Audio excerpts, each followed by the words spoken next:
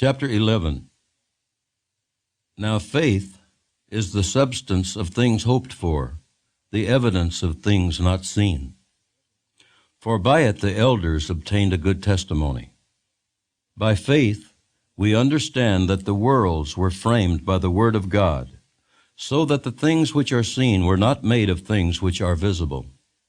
By faith Abel offered to God a more excellent sacrifice than Cain, through which he obtained witness that he was righteous, God testifying of his gifts, and through it he, being dead, still speaks. By faith Enoch was taken away so that he did not see death, and was not found, because God had taken him.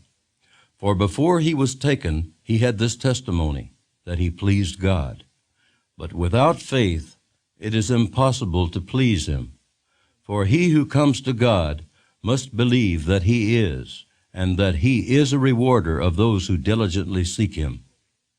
By faith Noah, being divinely warned of things not yet seen, moved with godly fear, prepared an ark for the saving of his household, by which he condemned the world, and became heir of the righteousness which is according to faith. By faith Abraham obeyed when he was called to go out to the place which he would receive as an inheritance, and he went out, not knowing where he was going. By faith he dwelt in the land of promise, as in a foreign country, dwelling in tents with Isaac and Jacob, the heirs with him of the same promise. For he waited for the city which has foundations, whose builder and maker is God. By faith Sarah herself also received strength to conceive seed, and she bore a child when she was past the age, because she judged him faithful who had promised. Therefore from one man, and him as good as dead, were born as many as the stars of the sky in multitude, innumerable as the sand which is by the seashore. These all died in faith, not having received the promises, but having seen them afar off, were assured of them, embraced them, and confessed that they were strangers and pilgrims on the earth. For those who say such things declare plainly that they seek a homeland. And truly, if they had called to mind that country from which they had come out, they would have had opportunity to return. But now they desire a better, that is, a heavenly country. Therefore, God is not ashamed to be called their God, for he has prepared a city for them. By faith Abraham, when he was tested, offered up Isaac, and he who had received the promises offered up his only begotten son, of whom it was said, "In Isaac your seed shall be called," concluding that God was able to raise him up even from the dead, from which he also received him in a figurative sense. By faith Isaac blessed Jacob and Esau concerning things to come. By faith Jacob, when he was dying, blessed each of the sons of Joseph and worshipped, leaning on the top of his staff.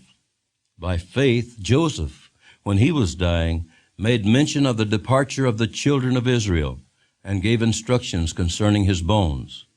By faith Moses, when he was born, was hidden 3 months by his parents, because they saw he was a beautiful child, and they were not afraid of the king's command. By faith Moses, when he became of age, refused to be called the son of Pharaoh's daughter, choosing rather to suffer affliction with the people of God than to enjoy the passing pleasures of sin, esteeming the reproach of Christ greater riches than the treasures in Egypt, for he looked to the reward. By faith he forsook Egypt, not fearing the wrath of the king, for he endured as seeing him who is invisible. By faith he kept the Passover and the sprinkling of blood, lest he who destroyed the firstborn should touch them. By faith they passed through the Red Sea as by dry land, whereas the Egyptians, attempting to do so, were drowned. By faith the walls of Jericho fell down after they were encircled for 7 days. By faith the harlot Rahab did not perish with those who did not believe, when she had received the spies with peace. And what more shall I say? For the time would fail me to tell of Gideon and Barak and Samson and Jephthah, also of David and Samuel and the prophets, who through faith subdued kingdoms, worked righteousness, obtained promises, stopped the mouths of lions, quenched the violence of fire, escaped the edge of the sword, out of weakness were made strong, became valiant in battle, turned to flight the armies of the aliens. Women received their dead raised to life again. Others were tortured, not accepting deliverance, that they might obtain a better resurrection. Still others had trial of mockings and scourgings, yes, and of chains and imprisonment. They were stoned, they were sawn in two, were tempted, were slain with a sword. They wandered about in sheepskins and goatskins, being destitute, afflicted, tormented, of whom the world was not worthy. They wandered in deserts and mountains, in dens and caves of the earth.